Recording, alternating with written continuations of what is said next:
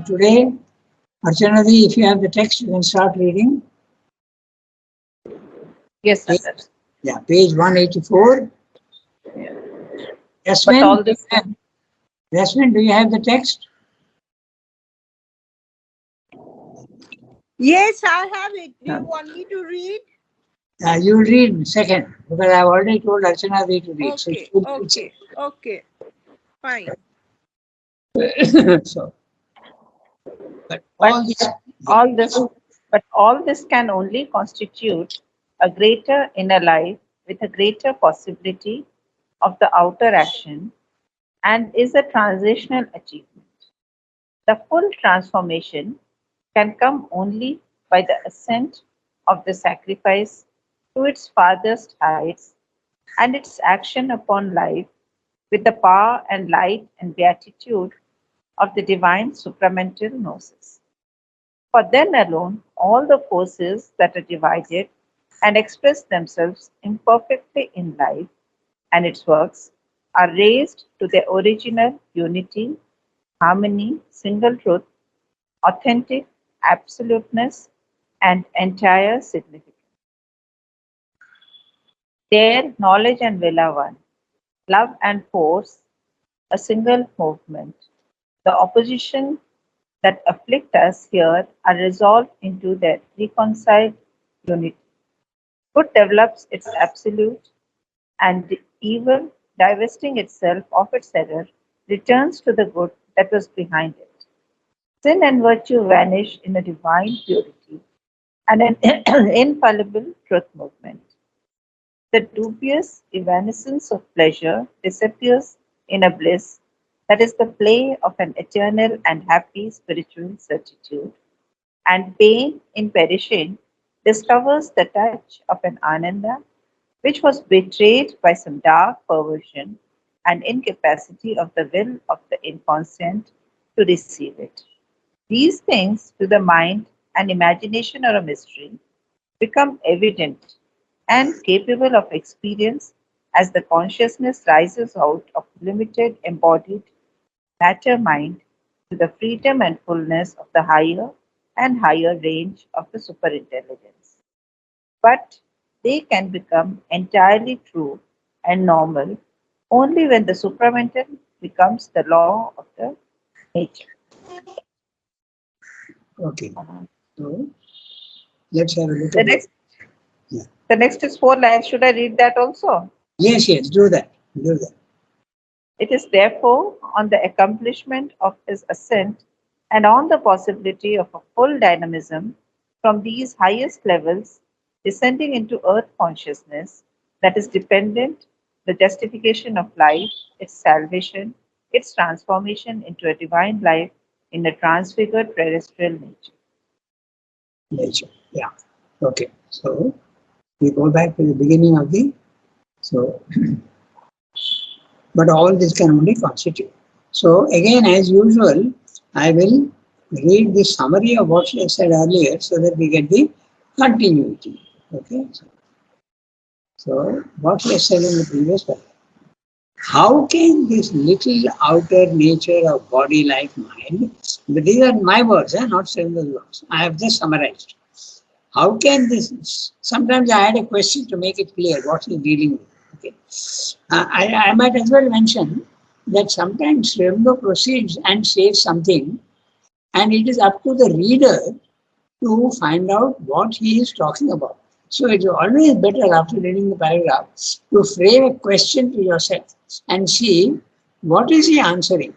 And that is a very interesting exercise because then you get clarity about what he's saying. Read the paragraph and then say, okay, what's he saying? What is he answering? Okay. So sometimes I put a question before the summary itself. What he's saying here is like this. How can this little outer nature of body, life, and mind achieve liberation, mastery, perfection without the knowledge of the whole universal being, with all its various parts described above in the previous para? Therefore, the divine Shakti, when the individual has surrendered, integralizes the whole being and its various parts are now interlocked harmoniously. The little wave can never know the ocean. Okay? Can never know the vast ocean. So this is what you said in the previous paragraph. Okay? So just 1 second.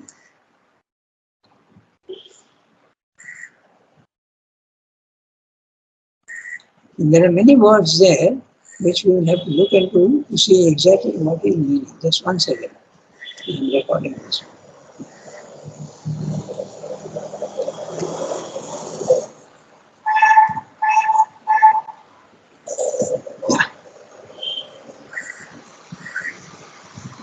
So he is saying that when we go to the higher level of consciousness, the integralization starts taking place. What is meant by integralization? We find that there is a disharmony between our mind, our vital, and our body. That we have discussed many times. The mind wants something, but the body is not capable of doing what it wants.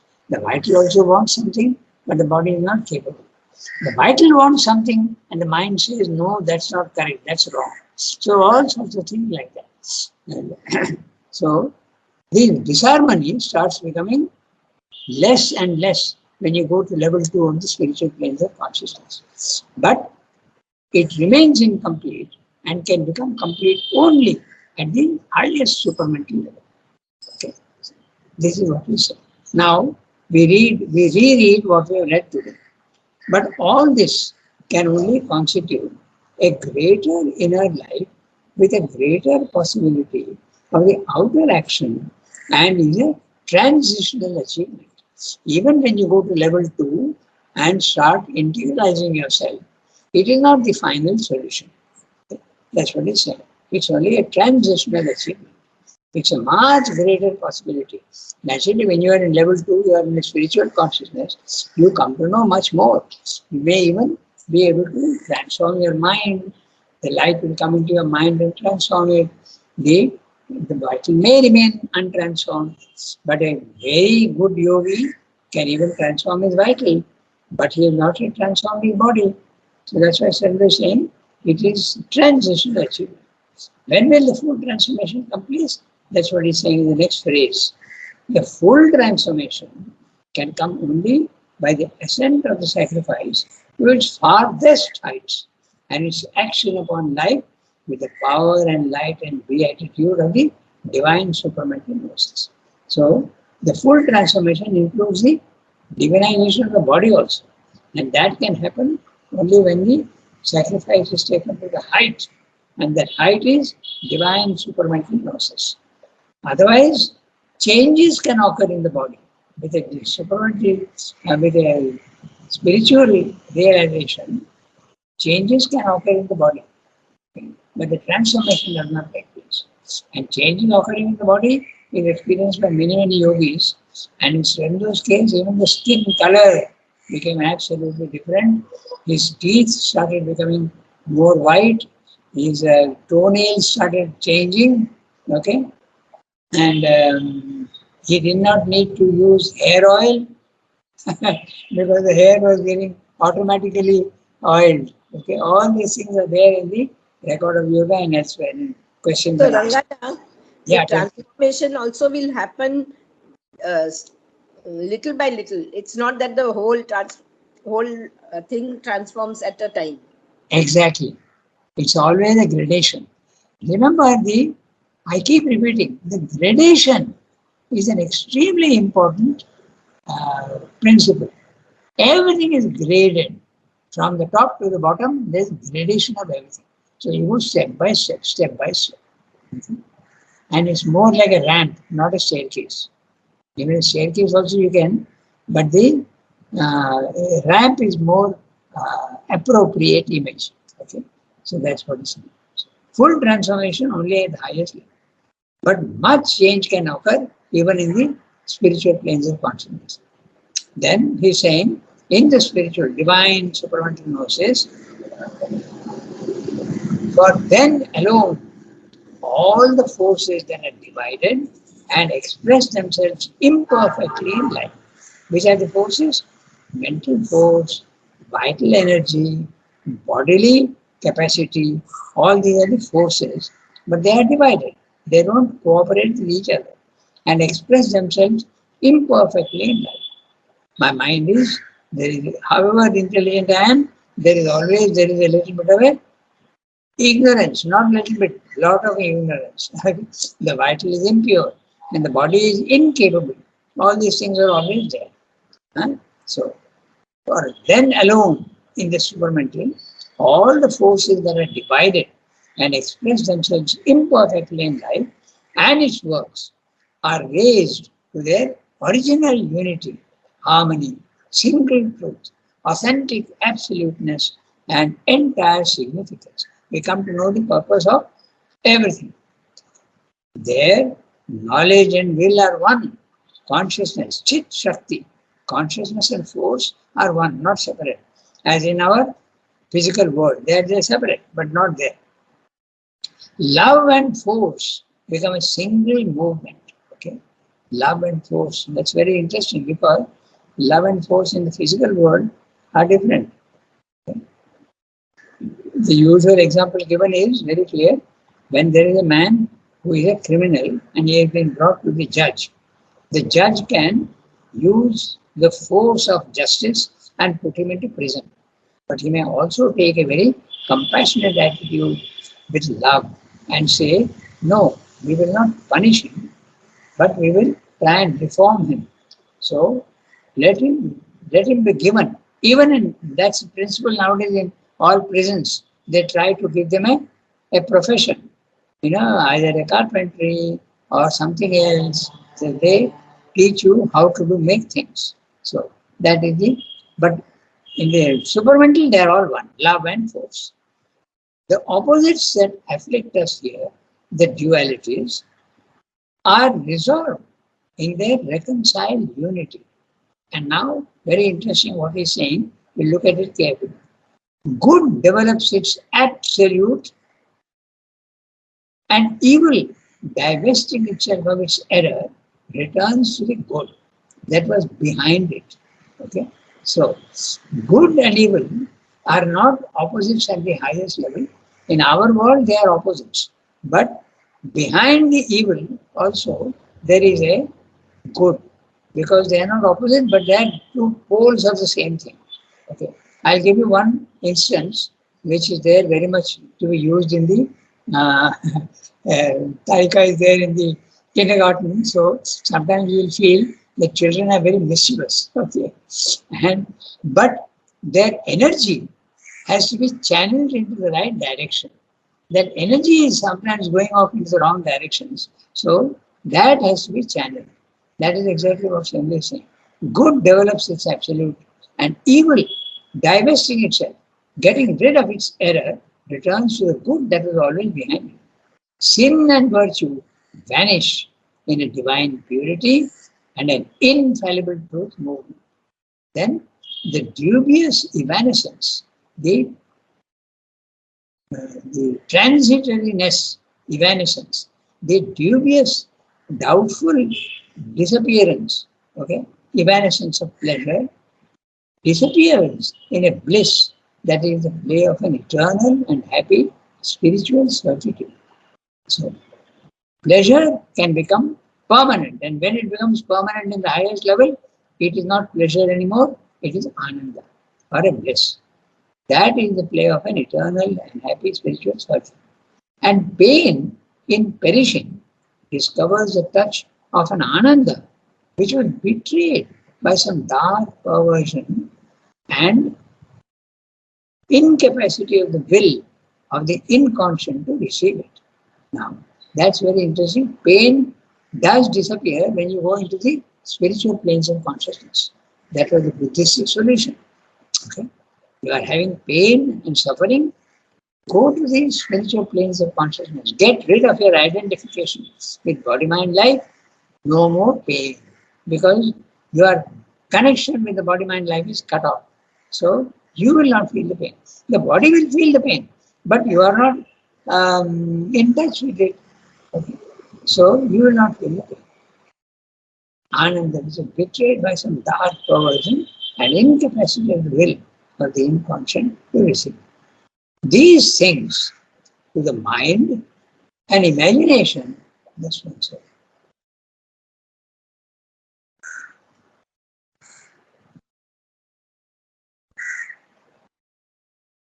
Yeah, these things to the mind and imagination are a mystery.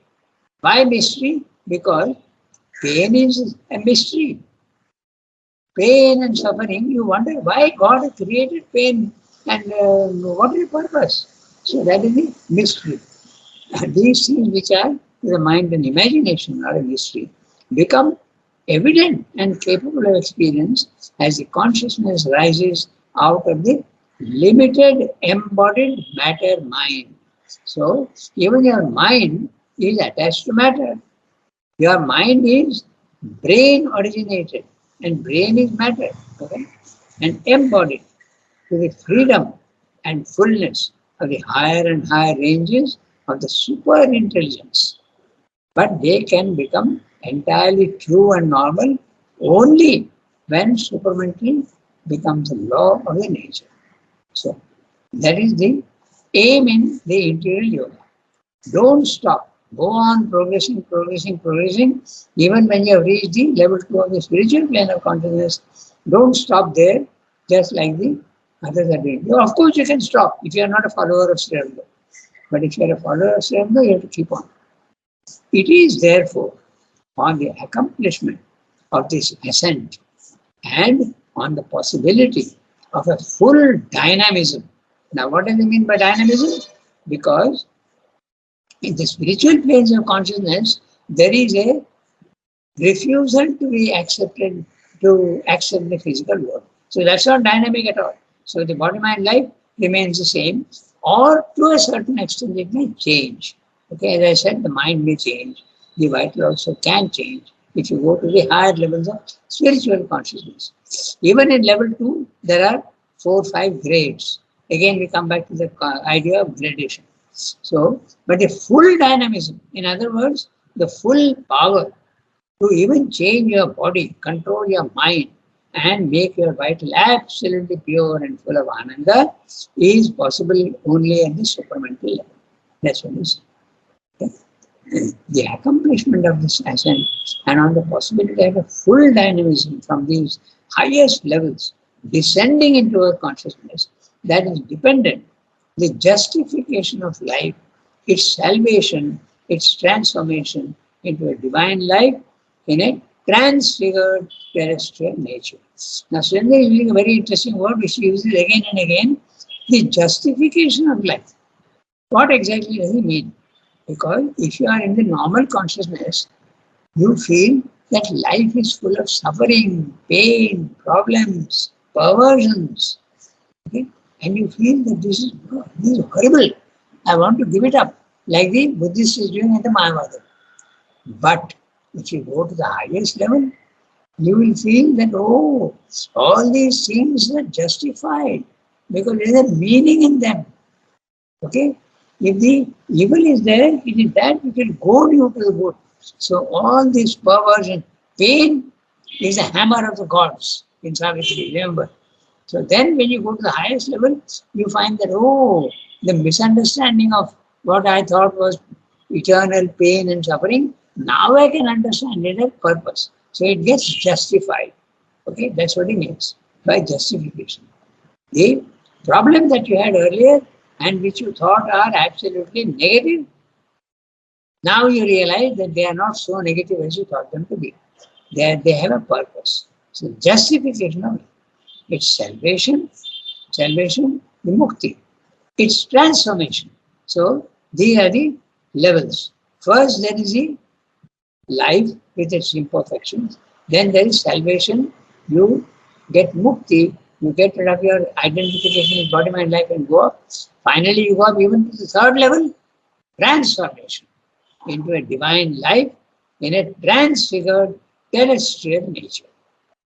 Even in the physical world, terrestrial nature, individually as well as even collectively, there will be a different type of life and So now we can go to the next section. Yasmin will read, and again very small paras, so 2 paras Yasmin will definitely read. Okay? Can I ask a question? Yes, go ahead. What is the difference between transformation and transfiguration? Oh, I think it depends on the context. Because Transformation. both the words are used in the last sentence. Yeah, let me see. Okay, so let me see carefully. Transformation. Okay. I think it's a very good question. Just now we spoke of 3 levels, huh? So the first is the imperfection of life, level 1. Then its transformation into a divine life is level 3, transformation into a divine life in a transfigured terrestrial nature. Okay, transfigured terrestrial nature would be the level 2, but in a transfigured terrestrial nature. But there is another thing. Even in the terrestrial nature, okay, there are figures. That's why I'm using the word transfigured. All the forms in the physical world are representations, symbols, and figures in the physical world. So they will, however, even if they are changed, they will not be divine. The stone will remain a stone, but it will be transfigured in this sense that you will see it in a totally different way. Okay, so not fully divinized, but transfigured. That is still nature. Maybe you can interpret that way, but you can also say, I would have to ask Srirendo what you mean by transformation. Transformation into divine life is very clear. Okay, that's the Superman. Can Ranga, the transfigured can be used for physical things and transformation for mind and nature? Is that it? It depends on the context how you are using the word. Huh? That's the whole problem with the language. Language is very limited, and each one understands in his own way. It depends on what you mean. Here, transformation into divine life is very clear. He is talking of the life in the physical world becoming transformed when your consciousness attains to the supramental. Then your connection with the body is there, and the life also gets transformed. The transfigured terrestrial nature.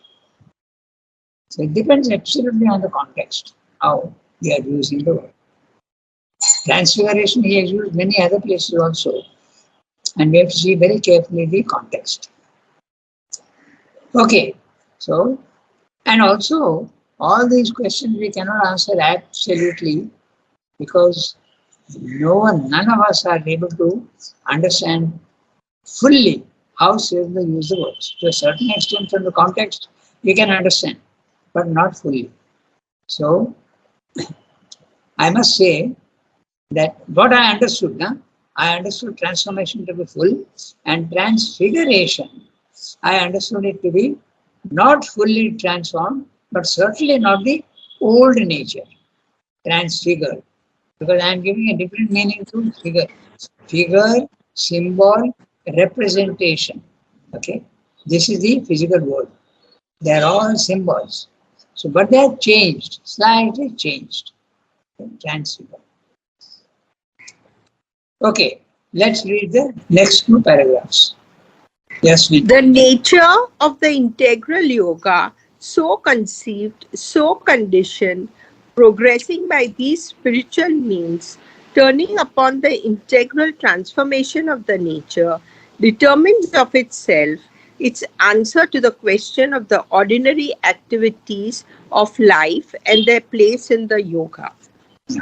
There is not and cannot be here any ascetic or contemplative or mystic abandonment of works and life altogether, any gospel of an absorbed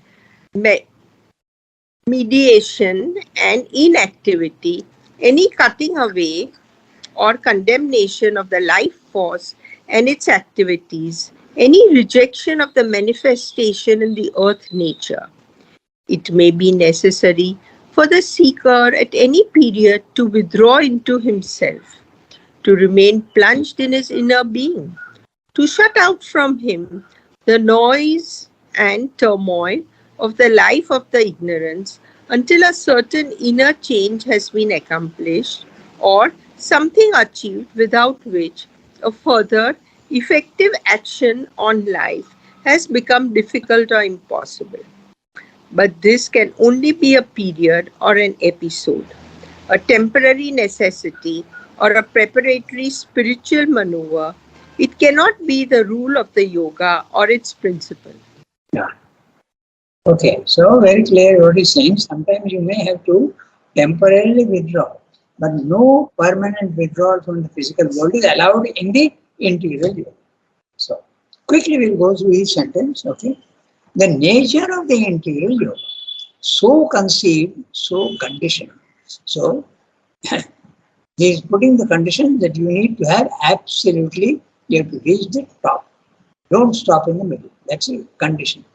So conceived that entire body, mind, life has to be transformed. That is the conception in the integral yoga. Progressing by the spiritual means, level 2 means, we have to use that. Turning upon the integral transformation. Now he is using the word transformation and he is putting the integral there, so it becomes very clear. There is no ambiguity here. Integral transformation of the nature, including the body, okay, determines of itself its answer to the question of the ordinary activities of life and their place in the yoga. Many people ask this question, where does the ordinary life change into, which is the borderline between ordinary life and spiritual life? So Mother and Srinivas also say there is no line at all. Everything can be changed into the spiritual life. Suppose you are a businessman, even that can be made into a spiritual life. Normally, they would say that business and politics and all that are not to be done. But in the ashram, we had a principle that politics is not to be indulged. Why?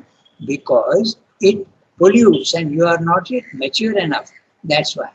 There are rules in the ashram because we are not mature enough. But if the spiritual realizations are achieved, then no rules apply. No rules. But in the ashram, rules apply because we are imperfect. Okay? No sex, no smoking, no drinking, no politics. These are the 4 things which is banned. But if you are in a spiritual condition, even these things go away. Remember the Gita says, Sarva Dharman Parityajya.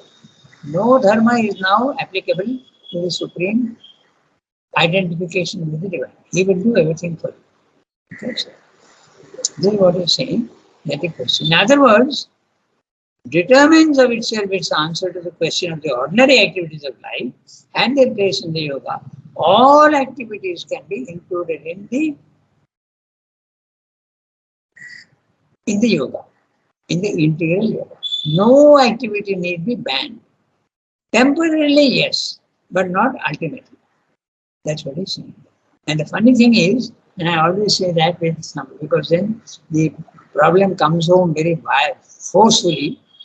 Even a man who is supposed to be an executioner, okay, the hangman, as they say, okay, even his life also can become, theoretically, it can become yogic. It can be part of yoga. So, I'm reading the next sentence. There is not and cannot be here. Here means in the integral yoga. Any ascetic or contemplative or mystic abandonment of words. So, no rejection of the physical world at all the levels. Whether you are an ascetic or you are a contemplative, even a mystic. Okay? There need not be a rejection of the physical world. That's what he's saying. Abandonment of works and life altogether. Sometimes you have to temporarily withdraw, but not altogether. Any gospel of an absorbed meditation and inactivity like the Jnana yogis do. Okay? That also is not allowed in the interior.